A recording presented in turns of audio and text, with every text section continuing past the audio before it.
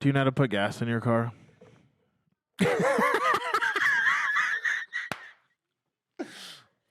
No comment, huh? Anyway, gone are the days when a man was the sole provider and a woman was confined to the domestic chores of being the homemaker. Today, modern couples are redefining the roles in marriage and to create a more equitable and fulfilling partnership. My name's Jeff. That's my wife. She's clearly happy with me right now.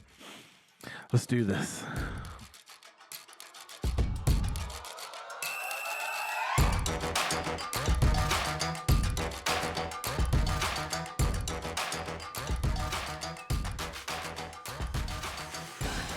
Hi, how are you?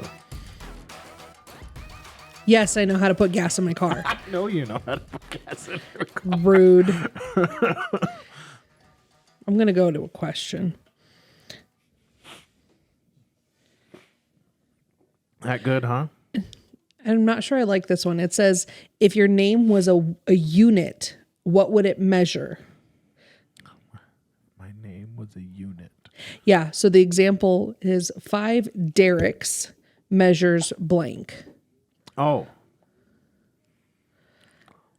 Awesomeness. Mine would measure sarcastic looks. Yeah. Traditional roles of marriage have become beyond outdated. Yes. Couples are now opting for a more balanced approach to sharing responsibility and decision making. In today's world, both partners take on different roles, right? Their skill set, their interests, their availability. For instance, a husband may take on household chores while the wife focuses on her career. Similarly, a wife may take on the role as the breadwinner while the husband takes care of the children. Mm-hmm. Thoughts? Yes. I think it's important that as we approach this new year, thinking through like what actually works for you. Because traditional, 50s housewives, I am not going to vacuum the house on a string of pearls. I'm sorry. That's just not who I am. Sorry. But I think you, as a couple, you have to really evaluate like what is important and what are your goals. And we've talked about it before. Like, if your goals don't align, fix it. Sure. Yeah. Because, if you want to be that couple that has the 2.5 kids and, the dog and, the perfect Pinterest home, you're going to have to work for it. And, if you want to have the no children house, which we need those people too. We need the aunties and the uncles, let's really be honest. But like, if you don't want children, but you want to have that like nomad lifestyle where you're constantly traveling, like if those are your goals, like you both need to align to that. And, I think we're probably going to focus mostly on the domestic side of it, sure. Who raises the kids and stuff like that. But it doesn't work to have that traditional household of, the man goes to work and comes home and does nothing at the end of the day. And he expects his wife to have dinner on the table and the children are sitting quietly at the table and he basically doesn't interact with them. Like that model doesn't work anymore because let's be honest, the wife, her full-time job was the home. Mm-hmm. And so now that most women have to work just as much as the man, that full-time job of housework has to be split and divided. Yeah. And so, I think so many men, and I don't want to bag on guys, but it tends to be more the men who have this mindset of, because I grew up and my dad went to work and my mom was the stay-at-home mom. And so we had kind of that model growing up. But, when I was in high school, my brother is almost 10 years younger than me.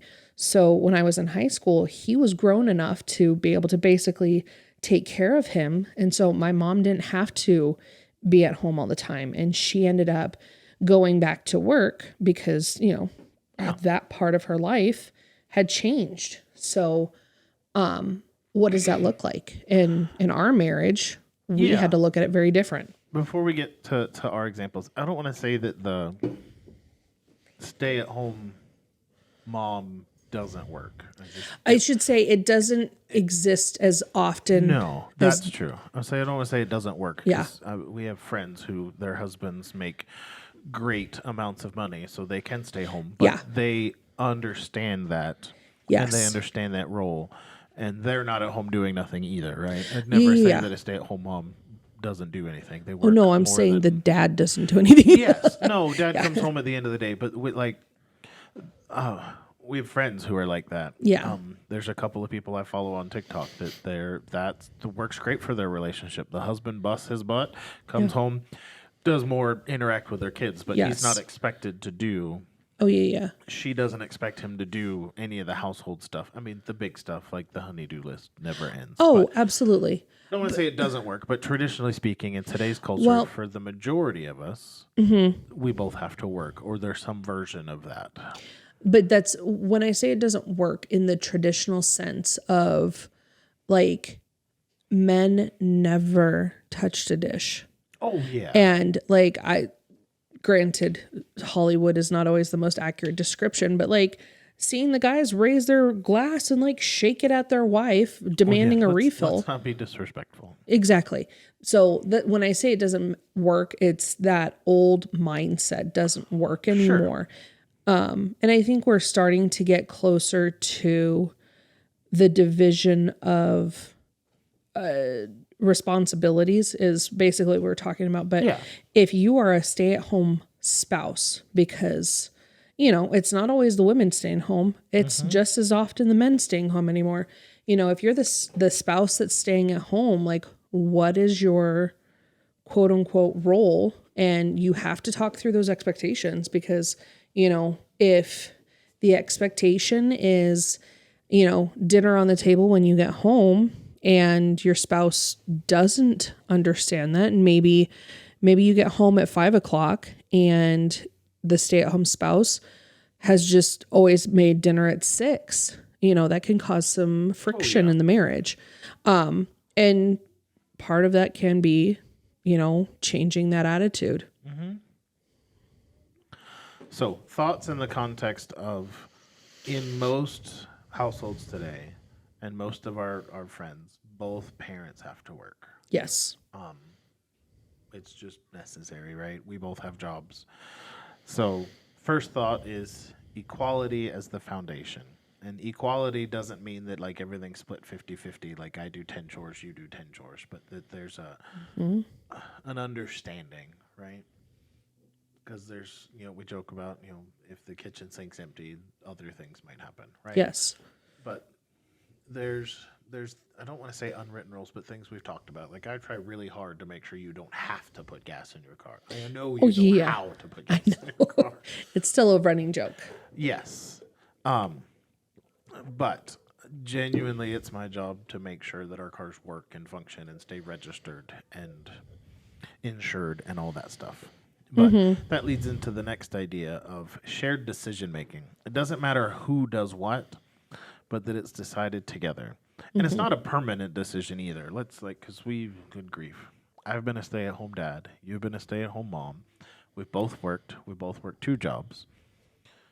And every combination in between. So it's whatever season you're in. There's been, when I was a stay-at-home dad, I took on almost all of the housework.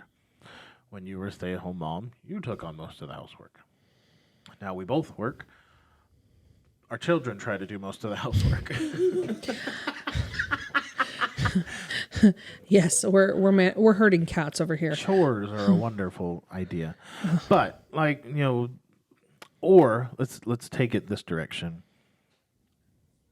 When the chores don't get done, there's not resentment and grumpiness. there is a discussion that has to be had, right? Hey, we're not getting this done. But we joke about, 7 to 10 years before the laundry gets folded. It gets clean. washed, it's clean, but it doesn't always get folded and put away. I don't want to say pick your battles, but if there's a discussion to be had about that, that's fine. It for us, when it gets put away really doesn't matter. It's neatly folded and somewhere, but it's clean. Yeah. And stuff like that, or scheduling things, right? So like I'm a ritual kind of person. I do the same things day in and day out on a pretty consistent basis, and one of those things is every day I try to run a load or 7 of laundry. There's 5 of us. We travel and work and play a lot, so we are always doing laundry just like everybody else is. But share the decision making of what works best in the time frame and fits, right? You work until 4 o'clock every day. And most recently, our discussion was you manage homework because I hate homework. And then when they're done with homework, I manage the chores. Because that's somewhere in there is you have to have decompression time that I've already had. And so talk about those things. And that's the process. That's what we're getting at is in a modern culture, modern marriage, both of us have to do household chores. Yeah. And both of us have to work. Figure out what that is and what works for you. And then if you need to be as far as set a timeline of we're going to try it this way for a month. Yeah. And then see what works and what didn't work. Yeah. And I think Or too, buy robots. yes, that's true too. But realistically, like talk to your spouse, because one thing that we recently discovered, which I laugh because we never thought about actually talking about this, is recently, and it sounds silly, you hate grocery shopping. And I Oh my goodness, yes. love it. And for me, it's like, and it sounds silly, but like, it's that challenge of like, how much money can I save at the end of the day? And you're just like, I just want to get in, get out. Here. Yeah, I don't want to be here. Get in, get out, get done as quickly as possible. And at the end of my day, I cannot even fathom cooking. Sometimes I'll bake. I love baking, but I don't want to cook dinner. And you recently were like, I will cook it. I just don't have to think through what we make. And so I don't want to have to figure it out, but I'll cook it. Right. And so it's been such a game changer. I didn't like even think about that. These were just recent things we discovered upon, like in our goals. Like we eat out a lot. Yeah. Well, eat out a lot because I don't want to decide what we're eating, and you don't want to cook it. Yeah. So we're just going to go into town and eat. And for us, going to town and eat is a minimum of 4 hours because it takes an hour to get there and an hour to get home. Yeah. And so we live in the middle of nowhere. Yeah. But those kind of things. And then, while we're in town, we might as well do fill in the blank. Go to the grocery store. Go to the grocery store, go to Costco or whatever that is. But yeah, it's been such a game changer. And I have noticed that we're both less stressed at the end of the day. Yeah. And so, I already know what's for dinner, and it's 12:30. right? Yeah. So every Nobody's week, cooking today. right? It's a leftover day. But I mean, realistically, like at the end of the week, so usually Saturdays or Sundays, I will go through and I create the meal plan. And it's actually been really fun. I don't know if I ever told you I do this, but I bring my kids in. I walked in on this week. Yeah. It was weird. It was really weird. That explains why we're like hot dogs and salad or taco salad. Yeah. Like, The taco salad. we don't ever eat taco salad. Why But are we? I know it was super random, but I have, because I started doing that, they're asking less to go out to eat. They're asking less to go out to eat, and it sounds weird. They're eating the dinner. Yes, and they're excited about it. Less with them to eat their dinner. Yeah. Now, I've had to veto a couple times because We can't have macaroni and cheese every day. and my daughters want spaghetti all the time. Oh my goodness. That's all they want to eat. And so I kind of laid out the rules of like, if we had it last week, we're not eating it this week. And that has kind of helped to get them to be a little bit more creative. And I don't have to eat spaghetti every week, 3 times a week. I don't mind it, but I know. I get it.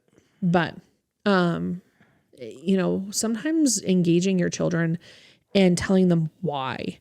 And so it's funny because now, hey, so-and-so is coming over. We've set that expectation, not just between us, but also between the kids. And it definitely does help to get them motivated. Yeah. And we also have this odd thing, and you hated it for the longest time. But I grew up with, whenever we go on a trip, to make sure that the house is clean before. So at least like we've done this for a while. We have, but our first couple of years of marriage. Oh yeah, no, we just get up and leave, and whatever was left out, like sink full of dishes, trash still there. Yep. Like, why does the house smell funny when we've been gone for 2 weeks? Right. But you know, and I always had such a scattered brain because your lifestyle before we got married was very different than mine. And it took us a long time. We don't have enough time in this show to talk about that. No, but I think having those really good, open, honest conversations about like, what are your expectations? Like, what are those things? What are the hills that you die on? And what are those things that is just going to make, and we've talked about mental load, like what is going to ease your mental load? Oh gosh. Here we go. The one that always comes out is, I don't want to say it always comes out, but the one that's always highlighted is the fact that men can't put their dirty clothes in a laundry basket. Yes. We don't have a laundry basket. It's We just don't. a big pile. We do. And I know. I was like, hills you're willing to die on. I'm like, I don't care. And she doesn't either. No. The clothes go in the laundry basket because usually the laundry basket's full of clean clothes. But I was like, you know, we get mad at each other. You know, people get mad at their spouses because their dirty clothes don't make it in the laundry basket. We don't use one. It's just a big pile in the corner. I will say, when we first got married, we lived in an apartment. Oh yeah. And for a while, that was a hill I was willing to die on. And it was, for me, it was so annoying because, I mean, we lived in a shoebox. Like, this thing was like... We lived in a 2-bedroom, 1-bath, 600 square foot apartment. Yeah, it was tiny. So we didn't have a lot of space to just dump. dump. Between the wall and the side of the bed. Oh, yeah. It was fun.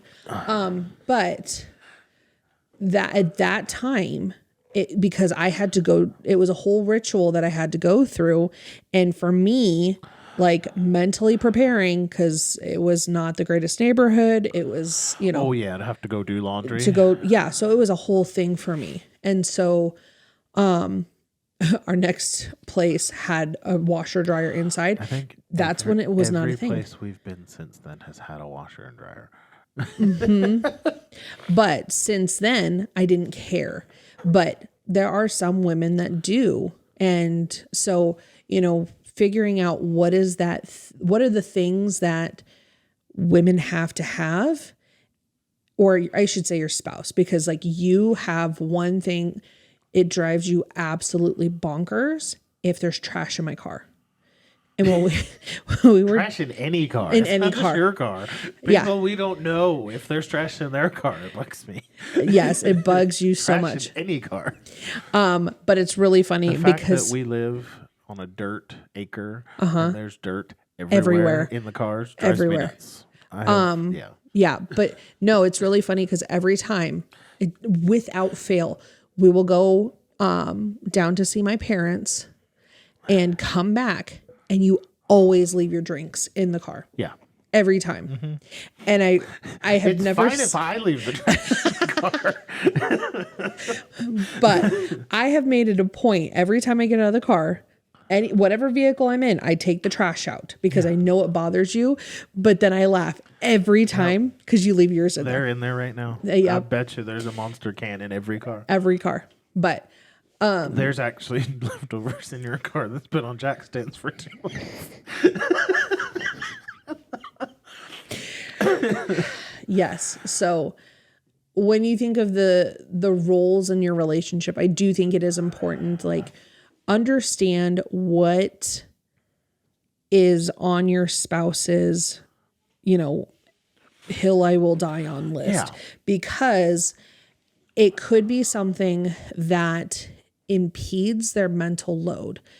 And, and we've talked about this. Mine is the dishes in the dishwasher. There could be no clean laundry. I mean, obviously I need to have at least one thing to wear, but like, if we're behind on laundry and the house is a mess, I can deal. I can still function. It's going to bug me a little bit, but it's not going to like inhibit the rest of my life. If there are dishes in the dishwasher or in the sink, it like literally is the only thing I think of. And it's so stupid and I can't help it. But, figure out what that is for your spouse, because if that is that mental blocker, it's going to impede your happy fun time. And I think that's something that we need to talk about more in relationships, because for women, that special time is so mental. And for men, it tends to be the escape from that mental load. Oh, yeah. And it's a huge difference. There's a comedian that says, I'm trying to think of how to put this so that children can listen. I know, family friendly. He says all the time that women have to be in the mood and men have to be in the woman. That's it. Yeah. Yeah. And so for us, this is kind of not where we were going, but I like the topic of, I try to make sure the kitchen, especially the sink, is empty. Not just to do that, but because I know that that's your like mental block thing. And for me, it's the island in front of the kitchen sink. Yes. To get kind of back on the rails, if you will, in dividing household responsibilities, I think it comes down to goals and direction. I wrote it down as career and parenting. We have been through every version of career. You've been at the same job for a long time, over a decade. I'm 2 decades into the same vocation, at least, not necessarily the same organization. But there have been educational requirements and seasons, and so take those into consideration. So, for example, you're sitting down. We had this conversation. I'm in school again. That means I'm not going to have time to do all of my current household chores, making sure there's gas in the car, those kind of things. So we've talked about what are some things that we can hand off, things that I normally do, and in some cases we include our children in this because they're big enough now that like, hey, you can do your own laundry. You don't need me to do it. We're working on that. But having those conversations. So if you're sitting with your spouse and if you don't have kids yet and you're both in your early 20s, trying to figure out what's next, and school is one of those things. School is a full-time job. It is. Online, it's a full-time job. If you're going in person, it's almost double that. So you can't expect your spouse to take out the trash, have their day off, which everybody should have a day off. Yes. And do all of those things. So it's thinking through the idea of career, parenting, whatever your goals are, understand that the ebb and flow of the river is going to have to change as time goes on. There was a point where I had a second job that we discovered the entire job was just covering gas to get to work and daycare. I ended up getting a pay raise just not going to work. And that was the season. Yeah. So I stayed home with the kids for a couple of years and worked on some other stuff. I did Uber. So I ended up finding Uber as a full-time job as a process. But I stayed home until our kids were in school half a day. All of them were in school half a day. And then when they got to go into school every day, I'd find jobs where, okay, I drop the kids off at 7. I can do online work until 2:30 when we go pick them up.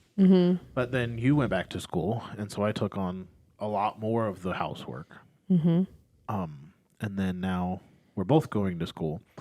And so life is just frustrating sometimes, but we understand that, and there's not resentment and grumpiness. It's we're in a season of growth and stretching. Yeah.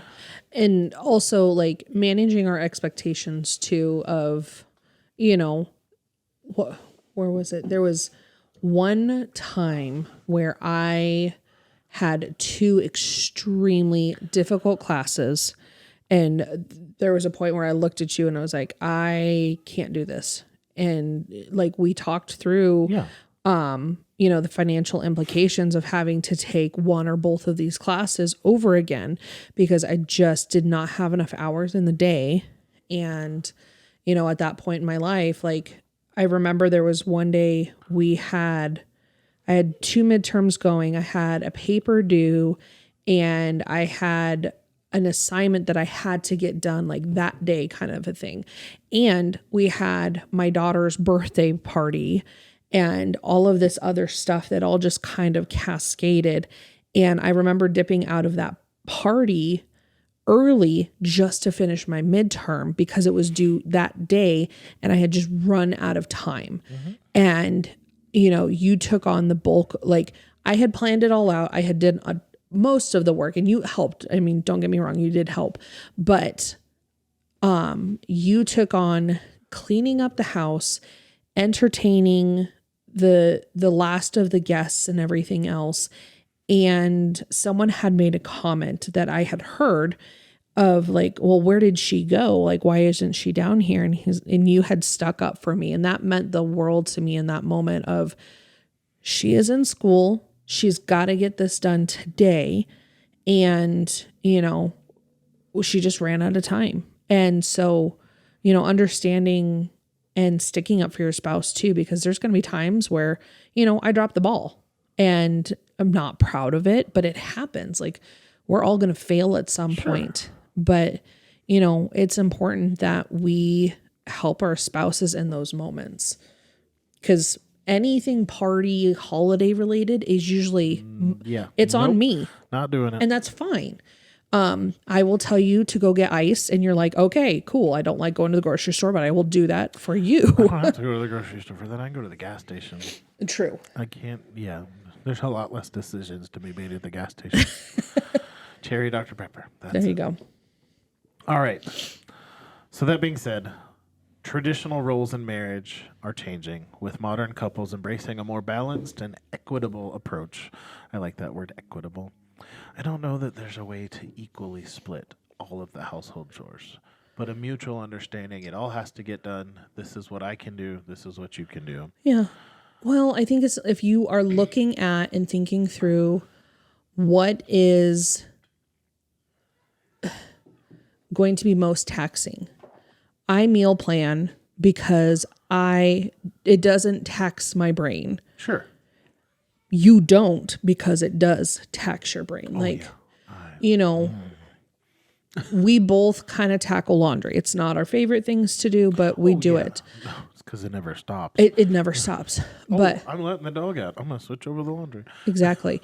But there are some things that matter that are less taxing on the other. And you know what? Yeah. Sometimes it's got to get done. It has to get done. So. And some of those things are things like I do almost all of our car maintenance. Yes. But I enjoy it. I'm a gearhead. Changing oil, tearing apart cars, like that's clearing my head. So if that's not a thing for either of you, you got a budget taking your cars in to get taken care of.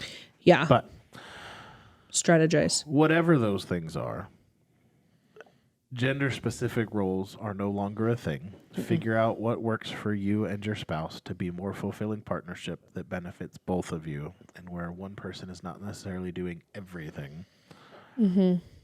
Which is the point. Like, one person should not be doing all of the chores. I don't know if that's your thing. If you fancy 1950s marriage and you found somebody that works with, knock yourself out. But, the other side of that is like I have friends who are very OCD about cleaning. That is their thing. And I'm like, come on over to my house and you can knock yourself out. However, their spouse is the one that does the cooking, the running of the errands and stuff like that. So like figure out what your groove is. And I think, when we say equitable, It's not a It's not a 50-50, like you do half the chores, I do half the Exactly. chores. This doesn't give me purpose or meaning in life. Now, there's some things you have to get done. I was like, cleaning the Laundry toilet does gets not done. give me purpose. Yes.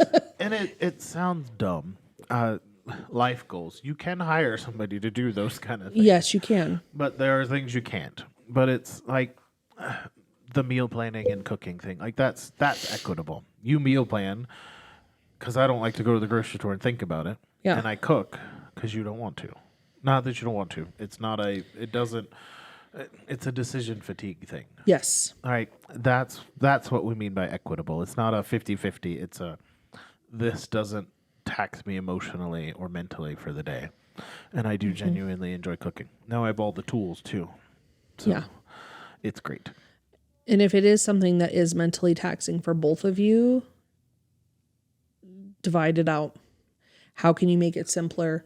Because, if we both hated cooking, I have friends who cooking is just mentally taxing. So they do a lot of things like meal prep. Like, can you take, Sure. A weekend, a month, or every weekend that's just what you guys do, or one night throw together crock pot meals, or, can you prep the meals for the week to make it less, or are you okay with, is it in your budget to just eat out regularly? Sure. And maybe it is. Yeah. We do it usually on Sunday afternoons. That's our Once a week. thing. Okay. Any other thoughts? I can't think of any. Ideas? The important part is figure it out, have the discussion, and try it. Because it's not permanent. It's seasons. Yeah. And I would say, like, as when you first start having these discussions, try and make it interesting. If you guys are just like flat out stuck, go get some popsicle sticks and, maybe you draw popsicle sticks out of a jar. There's probably an app for that. There's probably an app. I'm sure that there is, but, make a list. There's chore charts on. We've gotten them on Amazon. Stuck on the front of our refrigerator. Whatever that looks like. And, as you start out, you're going to have a lot of grace because you're going to mess it up. Yeah. And I think that's the important part. 17 years, I still mess it up. Same. It's fine. I wore my nice jeans to work on the car the other day, so we're going shopping. Things you shouldn't tell your wife during the show. It's fine. Anyway, as always, we are not professionals. If you feel that you are in need of professional counseling, please go find one. We are here to entertain you about our real life things. Shenanigans. Shenanigans. That's a good word. Anyway, check us out on the socials at My Wife Still Likes Me, mywifestilllikesme.com. Comment, let us know what you think. Let us know what you want to talk about, and we'll see you next time. Later.